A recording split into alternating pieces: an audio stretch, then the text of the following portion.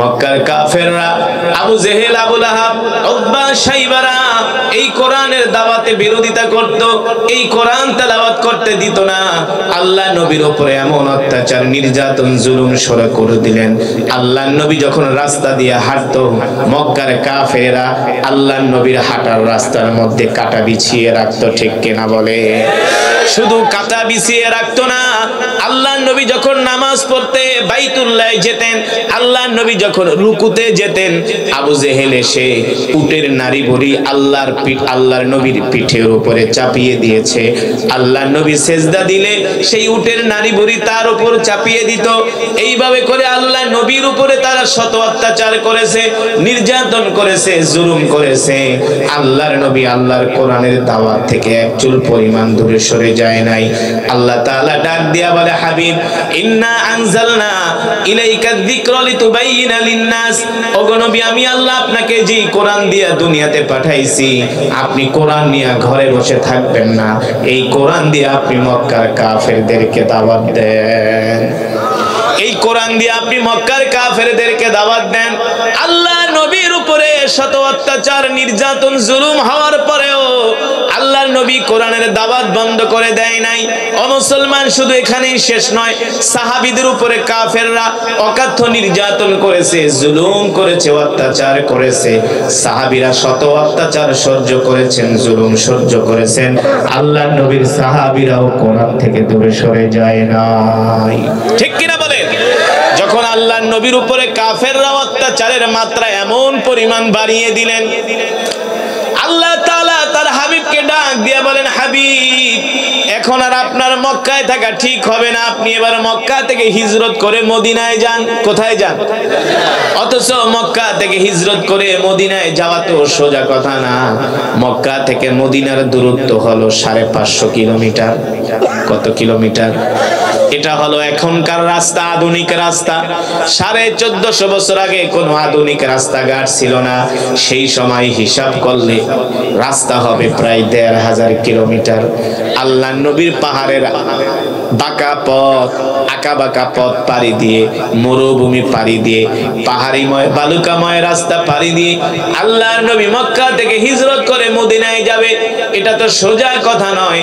আল্লাহর নবী, আল্লাহ তাআলা নির্দেশ দিলেন, হাবিব, আপনি আর দেরি করবেন না, আপনি এখনই বের হয়ে যান। আল্লাহর নবী তার সাহাবী আবু বকরকে নিয়ে মক্কা থেকে গভীর রজনীতে বের হয়ে গেলেন, মদিনার উদ্দেশ্যে বের হয়ে গেলেন। আল্লাহ নবীর পিছনে মক্কার কাফেরেরা ধাওয়া শুরু করলো। সাইয়েদনা আবু বকর বলে, আমি আল্লাহর নবীর সাথে হিজরতের সাথে ছিলাম। আমরা যখন পাহাড়ি রাস্তা দিয়ে যাচ্ছি, আমরা দেখতেছি মক্কার কাফেররা আমাদেরকে পিছন থেকে ধাওয়া করতেছে। আমি ভয় পেয়ে গেলাম। আল্লাহর নবীকে ডাক দিয়া বললাম, ওগো আল্লাহর নবী, মক্কার কাফেররা আমাদেরকে চতুর্দিক থেকে ঘিরে ফেলেছে, মক্কার কাফেররা আমাদের উপরে আক্রমণ করবে। আল্লাহর নবী ডাক দিয়া বলে, আবু বকর, ভয় করবেন না, আমরা যেই রবের কথা অনুসারে, যেই রবের নির্দেশ পালনের জন্য মক্কা থেকে হিজরত করে মদিনায় যাচ্ছি, আপনার কোনো চিন্তা নাই, আমারও কোনো চিন্তা নাই। আমাদের জান মালের হেফাজত করবে আল্লাহ রাব্বুল আলামিন। এই বিষয় নিয়ে আপনাকে আমাকে কোনো চিন্তা করতে হবে না। সাইয়েদনা আবু বকর বলেন, পাহাড়ি পথ নিয়ে, পাহাড়ি পথ বেয়ে আমরা আল্লাহর নবীকে নিয়ে মদিনার উদ্দেশ্যে হিজরত করতেছি। আমরা মদিনার উদ্দেশ্যে যাত্রা করে দিলাম, হাঁটা শুরু করলাম।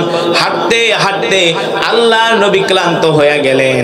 যখন দুপুর বেলা হলো, দেখি আকাশের রৌদ্রের তাপ বেড়ে যাচ্ছে। সুবহানাল্লাহ বলেন। মরুভূমিতে যদি আকাশের রৌদ্রের তাপ বেড়ে যায়, আর যদি পাহাড় থাকে, পাহাড়ের মধ্যে যদি পাথর থাকে, সেই পাথর আরো দ্বিগুণ তাপময় হয়ে যায়। ঠিক কিনা বলেন? রৌদ্রের তাপে আল্লাহর নবী ক্লান্ত হয়ে গেলেন, পাহাড় গরম হয়ে গেছে। মনে হয় পাহাড়ের উপরে পাড়া দিলে, মনে হয় পাথরের উপরে পাড়া দিলে পা গুলো পড়ে যায়। আমি দেখতেছি আল্লাহর নবী রাস্তা দিয়ে আমাকে নিয়ে হেঁটে যাচ্ছেন, আর ওই পাহাড়ের পাথরগুলো আল্লাহর নবীকে দেখে সালাম দিচ্ছেন। পাথরগুলো আল্লাহর নবীকে বলেন, আসসালামু আলাইকা ইয়া রাসূলুল্লাহ। আল্লাহু আকবার। আল্লাহর নবী ডাক দিয়া বলে পাথর আমাকে সালাম দাও। পাথর বলে কেন সালাম দিব না, আপনি শুধু মানুষের নবী না, আপনি আমাদেরও নবী। শুধু পাথরই নবীকে সালাম দেয় না, গাছগুলো নবীকে সালাম দেয়। আল্লাহু আকবার। আল্লাহ নবী ডাক দিয়া বলে গাছ সালাম দিলা কারণ কি?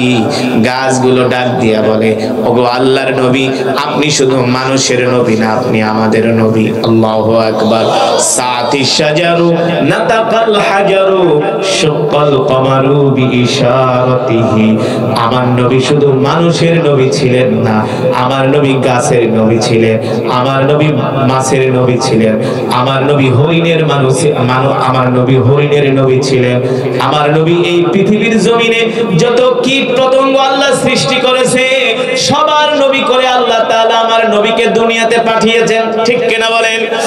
এই কারণে আল্লাহ তাআলা কোরআনুল কারীমের মধ্যে বলছেন ওয়ামা আরসালনাকা ইল্লা রাহমাতাল লিল আলামিন। আল্লাহু আকবার।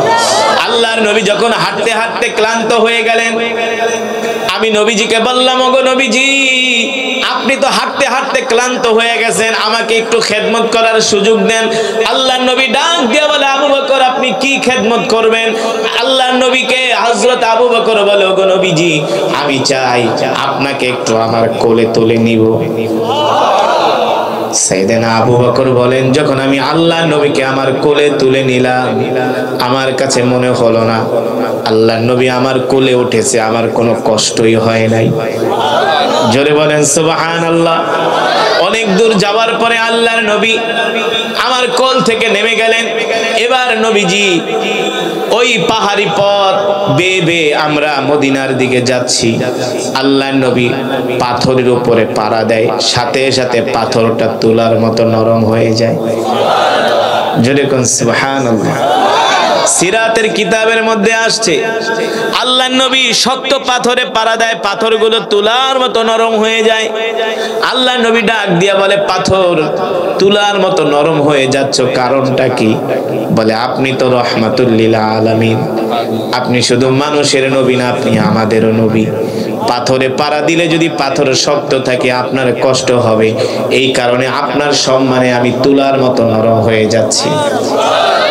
সাইয়েদনা আবু বকর বলে আরেকদিন আমি আল্লাহর নবীকে আমার কোলে তুলে নিলাম, এখন আমি পাথরে পাড়া দেই, পাথর নরম হয়ে যায়। আবার আল্লাহর নবীকে কোল থেকে নামাই, পাথরে পাড়া দেই, পাথর শক্ত নরম হয় না।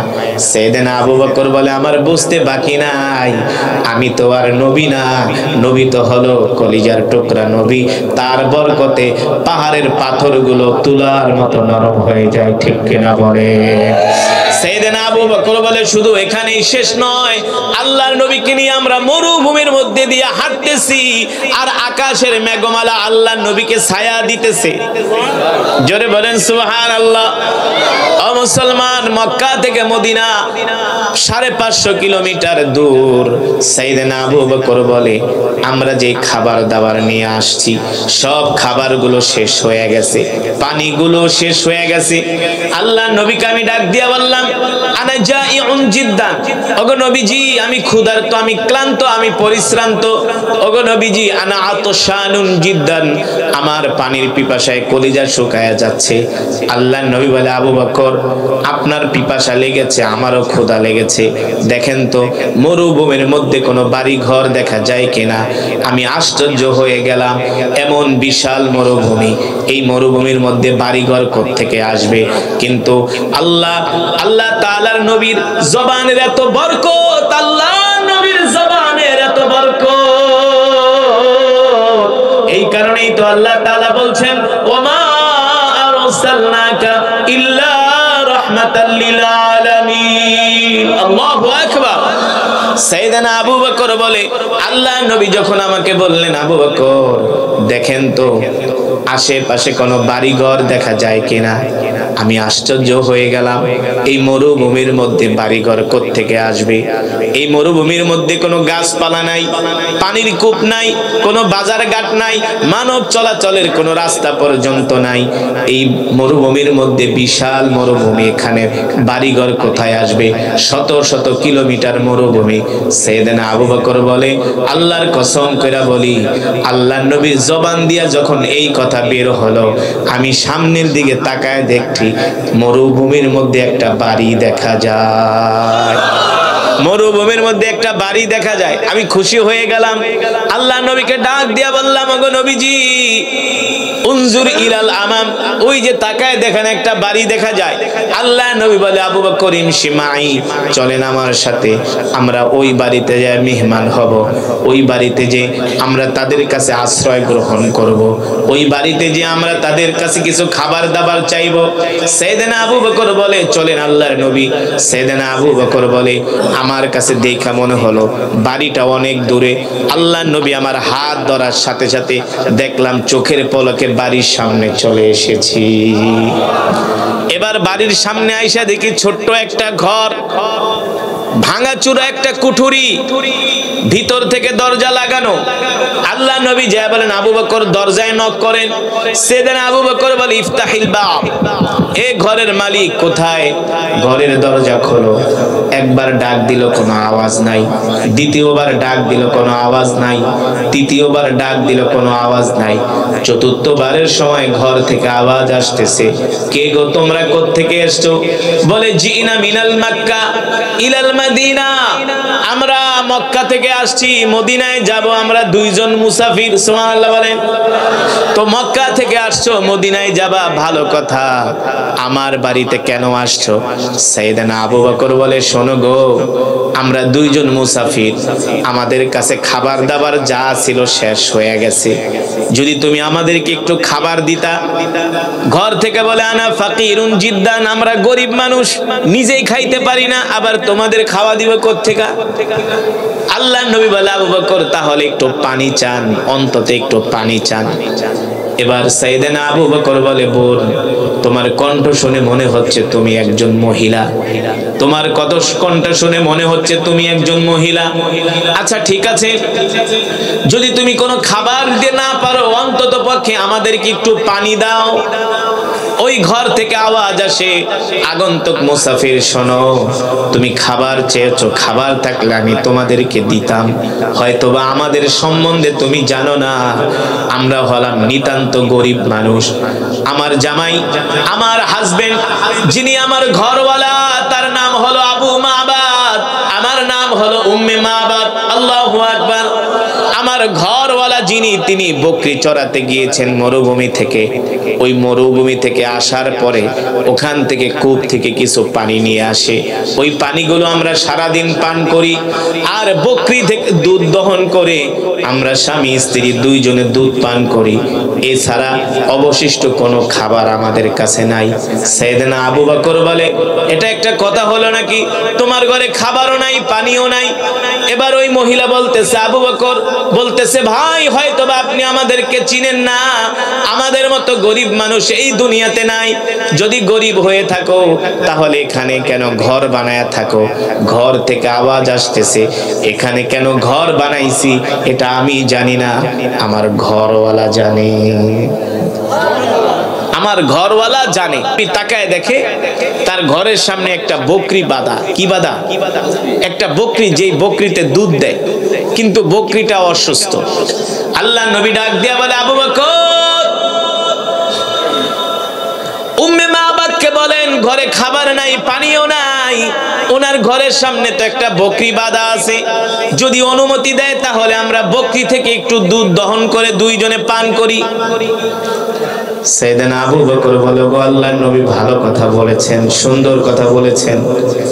এবার উম্মে মাবাদকে বলে, বোন, তোমার ঘরের সামনে যেই বকরি আছে, তুমি যদি আমাদেরকে অনুমতি দাও, এই বকরি থেকে আমরা দুধ দহন করে দুইজনে পান করব। উম্মে মাবাদ মুস্কি হাসি দিয়া বলে, মুসাফির, তোমরা জানো না, এই যেই বকরিটা আমার ঘরের সামনে বাঁধা, এটা একটা অসুস্থ বকরি। কি বকরি? জোরে বলেন। এটা একটা অসুস্থ বকরি, দুধ দেয় না, প্রতিবন্ধী, হাঁটতে চলতে পারে না, এই কারণে তাকে খাবার খাওয়ানোর জন্য মাঠেও নিয়ে যায় না। অসুস্থ বকরি ঘরের সামনে বসে আছে, এটাই কোনো দুধ দিতে পারে না। আল্লাহর নবী ডাক দেয়া বলে, আবু বকর, আপনি শুধু উম্মে মাবাদকে রাজি করান, ওই বকরি থেকে দুধ দহন করার দায়িত্ব আমার। সাইয়েদনা আবু বকর বলে, আল্লাহ নবী যেহেতু বলেছে, তাহলে অসুস্থ বকরি থেকে অবশ্যই দুধ বের হবে, কোনো সন্দেহ নাই। ঠিক কিনা বলেন? আল্লাহ নবী যেহেতু বলেছে অসুস্থ বকরি থেকে দুধ বের হবে, কোনো সন্দেহ, কারণ আমার নবী তো রাহমাতুল লিল। আরো জোরে বলেন। যেই নবীর সম্বন্ধে আল্লাহ তাআলা কোরআনুল কারীমে বলেছেন, মা কানা মুহাম্মাদুন আবা আহাদিম মির রিজালিকুম ওয়ালাকির রাসূলুল্লাহি ওয়া খাতামান নাবিয়্যিন। আমার নবী হলো শেষ নবী, আমার নবীর পরে এই পৃথিবীতে আর কোন নবী আসবে না। ঠিক কিনা বলেন? আল্লাহ তাআলা বলে, লাকাদ জাআকুম রাসূলুম মিন আনফুসিকুম আজিজুন আলাইহি মা আনিতুম হারিসুন আলাইকুম বিল মুমিনিনা রাউফুর রহিম। আল্লাহ রাব্বুল আলামিন বলে, নবী বলে দেন, এ দুনিয়ার মানুষ, আমি আল্লাহ তোমাদের মধ্য থেকে এমন একজন নবী পাঠাইছি, যেই নবী কিনা তার জীবনের চেয়েও তোমাদেরকে ভালোবাসে। আল্লাহু আকবার। ওই যে যেই বকরিটা বাঁধা, ওই বকরিও তো নবীর উম্মত। কথা বলে না, ওই বকরিও তো নবীর উম্মত। এবার সাইয়েদনা আবু বকর বলে, বোন অনুমতি দাও, তুমি যদি অনুমতি দাও, অসুস্থ বকরি থেকে দুধ দহন করার দায়িত্ব আমাদের। সুবহানাল্লাহ। একবার দুইবার বলার পরে মহিলা রাগ করছে, আছে না কিছু মহিলা, এই মিয়া বলতেছি অসুস্থ বকরি দুধ দেয় না, খালি বারবার এক কথা বলো। ঠিক না বলেন? এবার মহিলার কৌতূহল হলো, এতবার বলি তারপরও শোনে না, খাওয়া চায়, পানি চায়, কারারে ওরা? ঘরের দরজা খুলে ফাঁকা করে একটু তাকায় দেখে উম্মে মাবাদ আল্লাহ নবীর চেহারার দিকে তাকায়া উম্মে মাবাদ বলে, এ তো দুনিয়ার মানুষ না, মনে হয় আসমান থেকে আমার বাড়িতে চাঁদ উদিত হয়েছে। আল্লাহর নবীর চেহারা দেখে উম্মে মাবাদ পাগল হয়ে গেছে। এত সুন্দর চেহারার মানুষ, এই মানুষে আমি পানি দেই না, খাবার দেই না, দুধ দহন করতে দেই না, আমার মতো তো অকৃতজ্ঞ মানুষ হইতে পারে না। এত সুন্দর যুবক, আল্লাহর নবীর চেহারা দেখে উম্মে মাবাদ পাগল হয়ে গেছে। উম্মে মাবাদ বলে, আমি যখন নবী মুহাম্মদের চেহারা দেখলাম, আমি তাকে চন্দ্রের সাথে তুলনা করতে লাগলাম। আল্লাহর কসম কইরা বলি, চাঁদের চেয়েও আমার নবী আরো সুন্দর। উম্মে মাবাদ বলে, আমি আল্লাহর নবীর চেহারার দিকে এক নজর তাকাইলাম, দেখি তার চেহারা থেকে নূর চমকাইতেছে। আল্লাহর নবী সাইয়েদনা আবু বকরের সাথে আস্তে আস্তে করে কথা বলে, ফিসফিস করে কথা বলে। উম্মে মাবাদ বলে, আল্লাহি রাব্বিল কাবা, নবী মুহাম্মদ সাল্লাল্লাহু আলাইহি সাল্লামের কণ্ঠের মতো এত সুন্দর কণ্ঠ আমি পৃথিবীতে আজ পর্যন্ত শুনি নাই। উম্মে মাবাদ বলে, শুধু এটাই না, আল্লাহর নবীর চুলগুলো ছিল বাবরি চুল। কি ছিল? আল্লাহর নবীর চুলগুলো ছিল বাবরি চুল। উম্মে মাবাদ বলে, নবী মুহাম্মদ যখন হাঁটে, দেখি তার চুলগুলো বাতাসের সাথে দোল খায়। আল্লাহু আকবার। এত সুন্দর চুলওয়ালা মানুষ, যুবক, আমি আজ পর্যন্ত কোনোদিন দেখি নাই। সুবহানাল্লাহ। আল্লাহর নবীর চেহারা দেখে আবার উম্মে মাবাদ কয়, এই ভাই, দুধ দোয়াইবেন তো দূরের কথা, পারলে বকরি খায়া ফেলান। সুবহানাল্লাহ। আল্লাহর নবী বলে, আবু বকর, যাও উম্মে মাবাদ থেকে একটা বালতি নিয়ে আসো। সাইয়েদনা আবু বকর বলে, একটা বালতি দাও। উম্মে মাবাদ ঘর থেকে একটা ছোট পাত্র দিছে। আল্লাহর নবী কয়, এই ছোট পাত্রে হবে না, বড় পাত্র আনো। উম্মে মাবাদকে অসুস্থ বকরি, হাঁটতে পারে না, চলতে পারে না, দুধ দিবে কোত্থেকে? আবার বড় বালতি চায়, রাগ করে নাও। দিলাম বড় বালতি, দেখি বকরি কতটুকু দুধ দেয়। সাইয়েদনা আবু বকর এবার বালতি নিয়ে আল্লাহর নবীর কাছে দেয়। উম্মে মাবাদ তো আর জানে না তার বাড়িতে কে এসেছেন। তার বাড়িতে এসেছেন দো জাহানের বাদশা নবী মুহাম্মদুর রাসূলুল্লাহ সাল্লাল্লাহু। এবার আল্লাহর নবী বালতি নিয়ে বকরির কাছে যাইতেই বকরি, অসুস্থ বকরি, কোনোদিন হাঁটতে পারে না, দাঁড়ায় গেছে।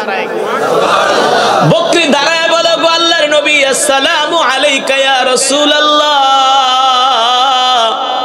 আল্লাহর নবী বলে, বকরি সালাম দিলা কারণ কি? কয়, সালাম কেন দিব না, আপনি শুধু মানুষের নবী না, আপনি আমারও নবী। আমি কিন্তু আপনাকে দেখে চিনে ফেলেছি। সুবহানাল্লাহ। এবার বকরি তার মনের দুঃখগুলো আল্লাহর নবীর কাছে বলতেছে।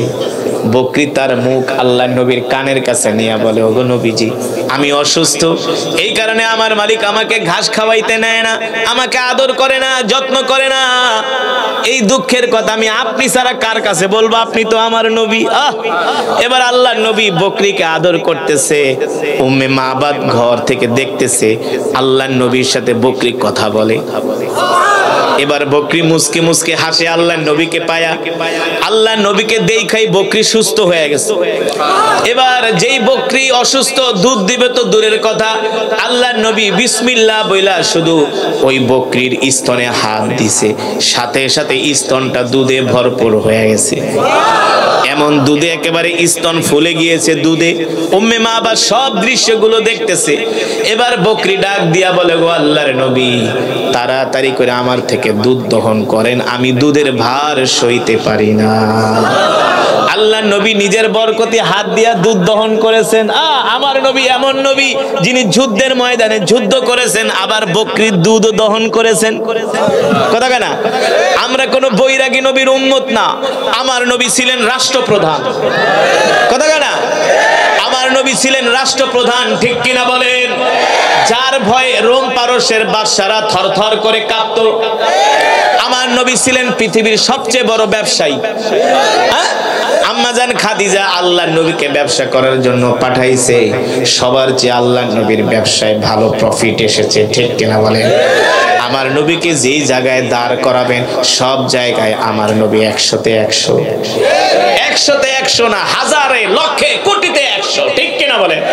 আমার নবীকে যদি বাবার কাতারে দাঁড় করান, সৈয়দ হযরত ফাতেমা বলে, আমার বাবার মতো এমন বাবা পৃথিবীতে নাই। আমার নবীকে যদি নানার কাতারে দাঁড় করান, হযরত হাসান হুসাইন বলে, আমার নানার মতো এমন নানা পৃথিবীতে নাই। হযরতে আব্বাস বলে, আমার নবীকে যদি চাচার কাতারে দাঁড় করান, আমার চাচার মতো চাচা পৃথিবীতে নাই। আল্লাহু আকবার। আমার নবীকে যদি রাষ্ট্রপ্রধানদের কাতারে দাঁড় করান, আমার নবীর মতো রাষ্ট্রপ্রধান এই পৃথিবীতে আসে নাই, আর কোনোদিন আসবেও না। আমরাও বলি আমাদের নবী হলো পৃথিবীর শ্রেষ্ঠ নবী, ঠিক কিনা বলেন? আল্লাহ তাআলা সেই কারণেই কোরআনে বলছেন, কুল ইন কুনতুম তুহিব্বুনাল্লাহ ফাত্তাবিউনি ইউহিব্বুকুমুল্লাহ ওয়া ইয়াগফির লাকুম যুনুবাকুম ওয়াল্লাহু গফুরুর রহিম। আল্লাহু আকবার। আল্লাহ রাব্বুল আলামিন বলে, হে দুনিয়ার মানুষ, তোমরা যদি আল্লাহকে পেতে চাও, তাহলে সর্বপ্রথম তোমরা তোমাদের নবীকে ভালোবাসো। কাকে ভালোবাসো? আরো জোরে বলেন। আল্লাহ তাআলা বলে, তোমরা যদি আল্লাহকে পেতে চাও, সর্বপ্রথম তোমরা তোমাদের নবীকে ভালোবাসো। যদি নবীকে ভালোবাসতে না পারো, তাহলে তোমরা মুমিন হতে পারবে না, ঠিক কিনা বলেন? শুধু নবীকে মুখে মুখে ভালোবাসলে হবে না, আল্লাহর নবীকে জীবন দিয়া ভালোবাসতে হবে, ঠিক কিনা বলেন? নিজের সব কিছুর চেয়ে আল্লাহর নবীকে ভালোবাসতে হবে, ঠিক কিনা বলেন? নিজের সন্তানের চেয়ে আল্লাহর নবীকে ভালোবাসতে হবে, নিজের পরিবারের চেয়ে আল্লাহর নবীকে ভালোবাসতে হবে। কারণ নবীর হাতেই থাকবে জান্নাতের চাবি। নবীর সুপারিশ সাফায়াত ছাড়া কেউ জান্নাতে যেতে পারবে না। পারবে? জোরে বলেন। এবার মনে আছে নাকি ওই ঘটনা? কি করছেন আল্লাহর নবী? দুধের বানে হাত দিয়েছেন, সাথে সাথে দুধ ভরপুর হয়ে গেছে। এবার আল্লাহর নবী দুধ দহন করতেছে আর বালতি ভরতেছে। উম্মে মাবাদ ঘর থেকে তাকায় তাকায় দেখতেছে, এটা আবার কোন আজব মেহমান। এমন মেহমান তো জীবনও কোনোদিন।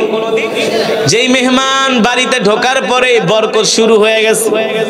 উম্মে মাবাদ বলে, মেহমান ঘরে বাড়িতে ঢোকার সাথে সাথেই বরকত বের শুরু হয়ে গেছে। এবার নবীজি নিজের হাত দিয়া দুধ দহন করতেছে। দুধ দহন করতে করতে একেবারে বালতি ভরে গেছে। অনেক বড় বালতি দুধে ভরপুর হয়ে গেছে। আল্লাহর নবী ডাক দিছে, আবু বকর এদিকে আসেন, ইশরাব, পান করেন, আপনি নিজে খান। সাইয়েদনা আবু বকর বলে, ওগো নবীজি, আপনি আমার চেয়ে ক্লান্ত বেশি, আগে আপনি খান। আল্লাহর নবী বলেন, আগে আপনি খান। আল্লাহর নবী সাইয়েদনা আবু বকরকে দুধ পান করালেন। এবার আল্লাহর নবী নিজেও পান করলেন। সুবহানাল্লাহ। এবার আল্লাহর নবী নিজে পান করে বলে, আবু বকর তাকায় দেখেন দুধের অবস্থা কেমন। সাইয়েদনা আবু বকর বলে, ওগো নবীজি, যেমন দুধ তেমন আছে, এক ফোঁটাও কমে নাই। এবার যান উম্মে মাবাদের কাছে দুধের বালতিটা দিয়ে আসেন। এবার উম্মে মাবাদকে দুধের বালতি দিয়া কে খা, কিছুই তো দিতে চাস নাই। উম্মে মাবাদ তাকায় রইছে, বরকতের মেহমান, আপনাদেরকে দেখা অসুস্থ বকরি সুস্থ হয়ে গেছে। আল্লাহু আকবার। নেন উম্মে মাবাদ দুধের বালতি নেন। এবার দুধের বালতি উম্মে মাবাদকে বুঝাই দিয়া বলে, আমরা মদিনার দিকে চলে যাই। এবার আল্লাহর নবী মদিনার দিকে আবার যাত্রা শুরু করলেন। ঘরের দরজা খুলে উম্মে মাবাদ বাইরে বের হলেন। উম্মে মাবাদ বাইরে বের হইয়া দেখে পুরা বাড়ির মধ্যে জান্নাতের খুশবুর ঘেরান বের হয়ে গেছে। উম্মে মাবাদ আল্লাহর নবীর দিকে তাকায় বলে, বরকতের মেহমান, যেও না, যেও না, যেও না, তোমাদের মতো বরকতের মেহমান আমি আজ পর্যন্ত কোনোদিন দেখি নাই। আল্লাহু আকবার। জোরে বলেন আল্লাহু আকবার। যেও না, যেও না।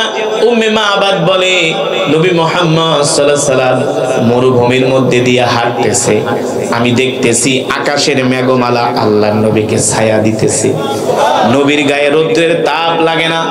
এবার উম্মে মাবাদ বলে, আমার চোখের দৃষ্টি যতক্ষণ পর্যন্ত, যত দূর পর্যন্ত গিয়েছে আমি তাকিয়েছিলাম, দেখি সাইয়েদনা আবু বকর সহ আল্লাহর নবী দুইজনে মদিনার দিকে হেঁটে হেঁটে যাচ্ছেন। যখন পরন্ত বিকেল শুরু হয়ে যায়, সূর্যের আলো কমে যায়, আল্লাহর নবীকে দেখা যায় না।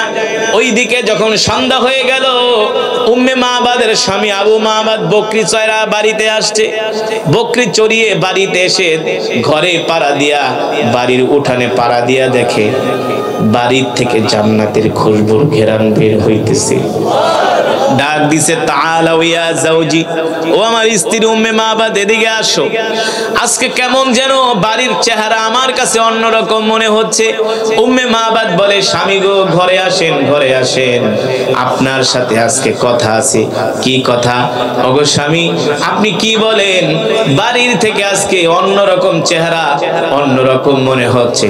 আসলেই অন্যরকম মনে হচ্ছে। আমি আপনাকে একটা ঘটনা শোনাই, যেটা শুনলে আপনি আশ্চর্য হয়ে যাবেন।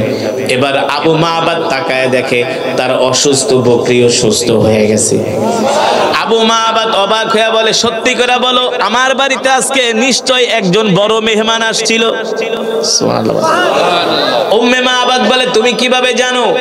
বলে, আজকে বাড়ির চেহারায় অন্যরকম হয়ে গেছে। বাড়িতে ঢোকার সাথে সাথে আমি জান্নাতের খুশবুর ঘ্রাণ পাইতেছি।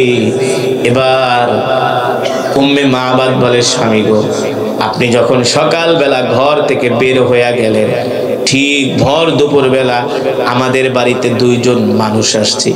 একজন হলো যুবক, আর একজনের বয়স একটু বেশি। বিশ্বাস করেন স্বামী, যখন আমি ওই যুবকের চেহারার দিকে তাকাইলাম, এত সুন্দর চেহারার মানুষ আমি আজ পর্যন্ত কোনোদিন দেখি নাই। আবু মাবাদ প্রশ্ন করেন, কেমন সুন্দর, কেমন সুন্দর? উম্মে মাবাদ বলে, আমি যদি তাকে চাঁদের সাথে তুলনা করি, তাহলে চাঁদের রূপও তার কাছে হার মানাবে। মানে তিনি চাঁদের চেয়েও সুন্দর। সুবহানাল্লাহ বলে। এত সুন্দর মানুষ পৃথিবীতে হয় না গো স্বামী। আল্লাহর নবীর সৌন্দর্যের বর্ণনা দিতেছেন, তার চেহারাগুলো এত সুন্দর, চোখগুলো এত সুন্দর, তার চুলগুলো এত সুন্দর, তার কণ্ঠগুলো এত সুন্দর। গো স্বামী, শুধু এখানেই শেষ নয়, দেখেন ওই যুবককে দেখা মাত্র আমাদের অসুস্থ বকরিটাও সুস্থ হয়ে গেছে। শুধু অসুস্থ বকরি সুস্থ হয় নাই, ওই অসুস্থ বকরি থেকে এক বালতি দুধ দহন করে সে আমাদেরকে দিয়ে গেছে। জোরে বলেন সুবহানাল্লাহ। আল্লাহর নবী বলে, বলো কি, সত্যি করে বলো, ওই মেহমান কোথায় গিয়েছে, কোন রাস্তায় গিয়েছে? বলে, ওই মেহমান এই রাস্তায় গিয়েছে। আবু মাহবাব ডাক দিয়া বলে, স্ত্রী রে, হায় রে স্ত্রী, যেই নবীকে পাওয়ার জন্য, দেখার জন্য আমি এই মরুভূমির মধ্যে বাড়ি বানাইলাম, ঘর বানাইলাম, সেই নবীকেই তো আমি দেখতে পারলাম না। স্ত্রী রে, আমি আমাদের তাওরাত কিতাবের মধ্যে পড়েছি শেষ জামানায় একজন নবীর আবির্ভাব হবে, যার নাম হবে মুহাম্মদ ইবনে আব্দুল্লাহ। জোরে বলেন সুবহানাল্লাহ। যার নাম হবে মুহাম্মদ ইবনে আব্দুল্লাহ। তিনি মক্কা থেকে হিজরত করে মদিনায় যাবে, আর এই পথেই যাবে। কোন পথে? এই কারণে আমি এখানে ঘর বানাইছি তার খেদমত করার জন্য। স্ত্রী রে, আমার বাড়িতে যিনি মেহমান হয়েছিলেন তিনি দুনিয়ার কোন সাধারণ মানুষ না, তিনি হলেন আল্লাহর নবী। যেই নবীকে পাওয়ার জন্য এত কষ্ট করেছি, স্ত্রী তাড়াতাড়ি ঘর ভাঙ, গাট্টি বস্তা রেডি কর, আর থাকবো না, মদিনায় চলে যাব। মদিনায় যে সেই নবীর হাতে হাত রেখে আমরা কালেমা পড়ে মুসলমান হয়ে যাব। জোরে বলেন সুবহানাল্লাহ। আবু মাহবাব তার ঘর বাড়ি ভাঙ্গা, লোটা ঘটি যা ছিল, গাট্টি বস্তা, ভেড়া বকরি নিয়ে তিনি মদিনার দিকে রওনা শুরু করলেন, যে আর দেরি করব না, যেই নবীকে পাওয়ার জন্য, যেই নবীকে দেখার জন্য এই মরুভূমির ভিতরে ঘর বানাইলাম, এতটা বছর ছিলাম, চলো স্ত্রী সেই নবীর হাতে হাত রেখে কালেমা পড়ে মুসলমান হয়ে যাব। তিনি হলেন আখিরি নবী, তিনি হলেন বিশ্ব নবী, রাহমাতুল লিল। সেই নবীর উম্মত আমরা। খুশি নাকি বেজা? জোরে বলেন, খুশি নাকি বেজা? সেই নবী কোনদিন মিথ্যা কথা বলছে? আমরা কি মিথ্যা কথা বলি? হ্যাঁ, এটা কি নবীর উম্মতের কাজ হতে পারে? এই বস, এই বাচ্চা, এই বেটা, সেই নবী কি কোনদিন নামাজ ছেড়ে দিয়েছে?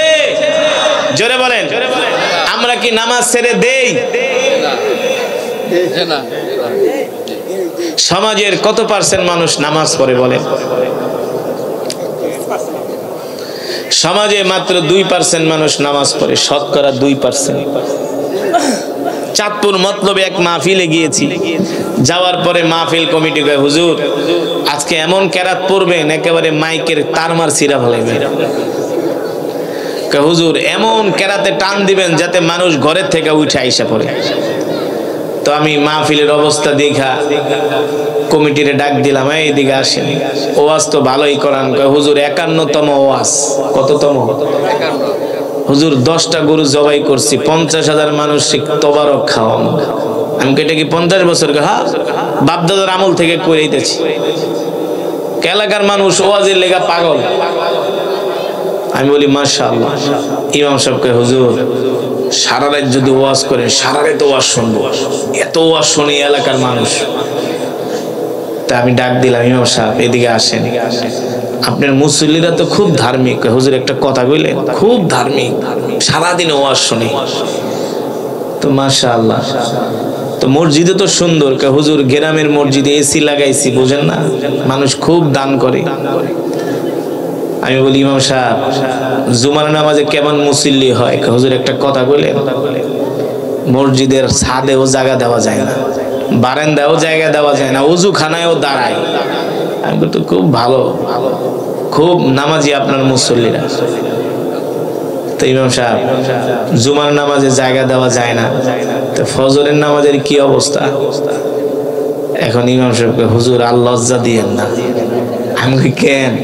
এতক্ষণ তো মুসল্লির প্রশংসায় পঞ্চমুখ, এখন লজ্জা দিবেন না, এটা কেন বলেন? হুজুর কি কম দুঃখের কথা, 80 ঘরে খাই। 80 ঘর বোঝেন? 80 ঘর কি বলেন তো?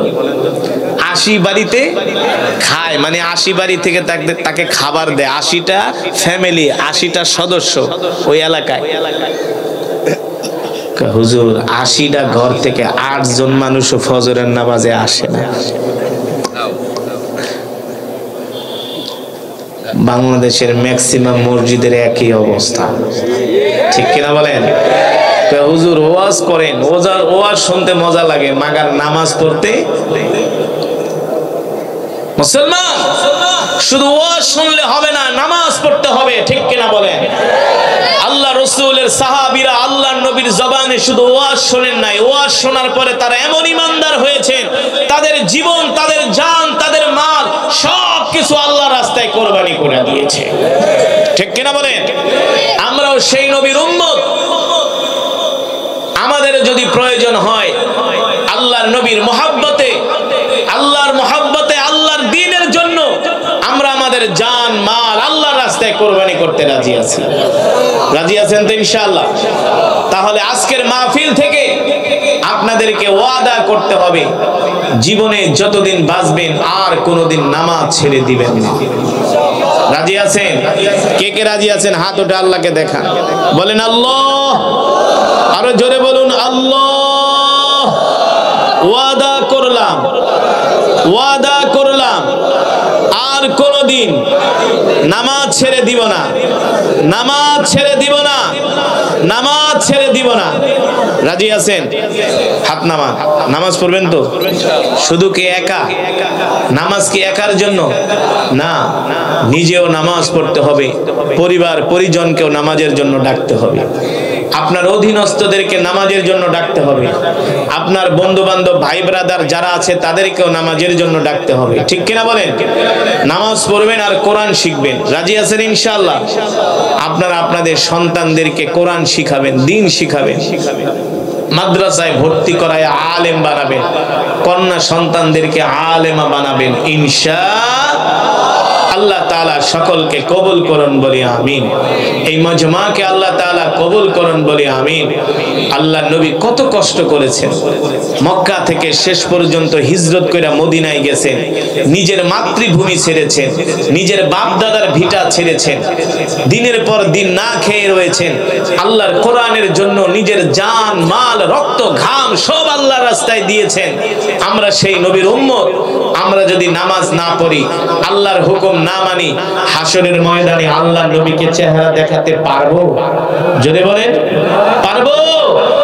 মুসলমান মৃত্যুর কথা স্মরণ করে আল্লাহর প্রেমে পাগল হয়ে আমরা কিছুক্ষণ সময় জিকির করব। আমাদের জিকিরের আওয়াজ শুনে আশেপাশের মানুষগুলো বলবে এখানে কিছু আল্লাহর পাগলেরা বসে আছে। ঠিক কিনা বলেন? আমরা কার পাগল? আরো জোরে বলেন, আমরা কার পাগল? আমরা দুনিয়ার পাগল হতে চাই না, সম্পদের পাগল হতে চাই না, নারীর পাগল হতে চাই না, বাড়ির পাগল হতে চাই না, আমরা আল্লাহ তাআলার পাগল হতে চাই। আসুন সেই মাওলার প্রেমের জিকির করি। লা ইলাহা ইল্লাল্লাহ, লা ইলাহা ইল্লাল্লাহ, লা ইলাহা ইল্লাল্লাহ, লা ইলাহা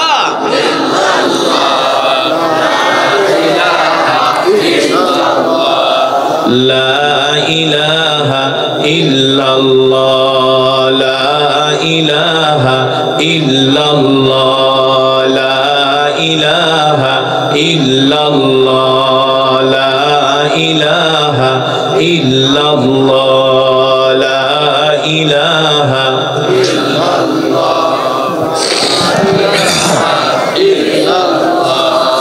লা ইলাহা ইল্লাল্লাহ, লা ইলাহা লা ইলাহা ইল্লাল্লাহ মুহাম্মাদুর রাসূলুল্লাহ। মুহাব্বতের সাথে পড়ি সাল্লাল্লাহু। আলহামদুলিল্লাহ, আল্লাহ তাআলার দরবারে লাখো কোটি শুকর। দেওয়ান মার্কেট বাইতুল আকসা জামে মসজিদ ও এলাকাবাসীর উদ্যোগে ৬ষ্ঠ বার্ষিক তাফসীরুল কোরআন মাহফিল। উক্ত মাহফিলের মান্যবর শ্রদ্ধাভাজন সভাপতি, প্রধান অতিথি, বিশেষ অতিথি, মুরব্বিয়ানে কেরাম, যুবক বন্ধুরা, তলাবায়ে আযম, দূর দূরান্ত থেকে আগত দ্বীন প্রিয় ইসলাম প্রিয় আমার কলিজার টুকরা মুসলমান ভাইরা, আল্লাহ তাআলার দরবারে লাখো কোটি শুকর যে মহান আল্লাহ তাআলা আমাদেরকে কোরআন ও হাদিসের মজমা জান্নাতের বাগান, এই বাগানে আল্লাহ তাআলা আসার বসার তৌফিক দিয়েছেন, কোরআনুল কারীমের তেলাওয়াত শোনার সুযোগ করে দিয়েছেন। এজন্য আমরা শুকরিয়া তান আদায় করি, জোরে সোরে বলি আলহামদুলিল্লাহ। আল্লাহ তাআলার পেয়ারা বান্দারা, আমি যে কোরআন পড়েছি এই কোরআন আল্লাহর জবানের কালাম। ঠিক কিনা বলেন? এই কোরআন আল্লাহ তাআলা প্যারা নবীর উপরে নাজিল করেছেন। এই কোরআনের জন্য আমাদের নবী কত কষ্ট করেছেন, কাফেরদের মার খেয়েছেন এই কোরআনের কথা বলার কারণে। এই কোরআনের কথা বলার কারণে মক্কার কাফেররা এমন কোন নির্যাতন নাই, অত্যাচার নাই তারা আল্লাহর নবীর উপরে করে নাই, ঠিক কিনা বলেন? তারপরও আমার নবী আল্লাহর কোরআন থেকে এক চুল পরিমাণ দূরে সরে, আমরা সেই বিশ্ব নবীর উম্মত, আমরা সেই বিশ্ব নবীর শিষ্য, আমরাও আল্লাহর কোরআন থেকে এক চুল পরিমাণ দূরে সরে যাব না, ঠিক কিনা মুসলমান? যে কোরআন আমি আপনাদের সামনে তেলাওয়াত করলাম, আল্লাহর নবী যখন কোরআন পড়তেন সাহাবীরা কোরআন শুনতে আসতো, মক্কার কাফেরেরা এই কোরআন তেলাওয়াতে বাধা দিত, ঠিক কিনা বলেন? কিন্তু তারা কি এত ষড়যন্ত্র, এত কিছু করার পরেও কি আল্লাহর কোরআনের তেলাওয়াত বন্ধ করে দিতে পেরেছে? আরো জোরে বলুন, পেরেছে? মক্কার কাফেররা তো দূরের কথা, আবু জেহেল, উতবা, সাইবা, আবু লাহাবরা আল্লাহর কোরআনের তেলাওয়াত বন্ধ করতে পারে নাই। এমনকি পৃথিবীর যারা পরাশক্তি আছে তারাও ইসলামের বিরুদ্ধে ষড়যন্ত্র করে, মুসলমানের বিরুদ্ধে ষড়যন্ত্র করতেছে, তারাও এই সমস্ত ষড়যন্ত্র করে মুসলমানদেরকে পৃথিবীর জমিন থেকে বিদায় করে দিতে পারবে না, ইসলামকে দাবিয়ে রাখতে পারবে না। যতদিন পৃথিবী থাকবে ততদিন ইসলাম থাকবে, ঠিক কিনা বলেন? আল্লাহ রাব্বুল আলামিন সে কথাই কোরআনুল কারীমের মধ্যে বলেন, ওয়ামা আরসালনাকা ইল্লা রাহমাতাল লিল আলামিন। আল্লাহ রাব্বুল আলামিন বলেন, নবী আমি আল্লাহ আপনাকে রহমত করে দুনিয়াতে পাঠিয়েছি, আমি আল্লাহ আপনাকে বরকত করে দুনিয়াতে পাঠিয়েছি। ও মুসলমান, আল্লাহর নবী যখন মক্কার জমিনে কোরআনের দাওয়াত দিতেন, এই কারণে আমরা 5 ওয়াক্ত নামাজ জামাতের সাথে আদায় করব ইনশাআল্লাহ। আল্লাহ তাআলা আমাদের কবুল করুন বলি আমিন। দুরূদ শরীফ পড়েন, বসেন, মোনাজাত করে যান, মোনাজাত না করে কেউ যাবেন না। আদ-দুআ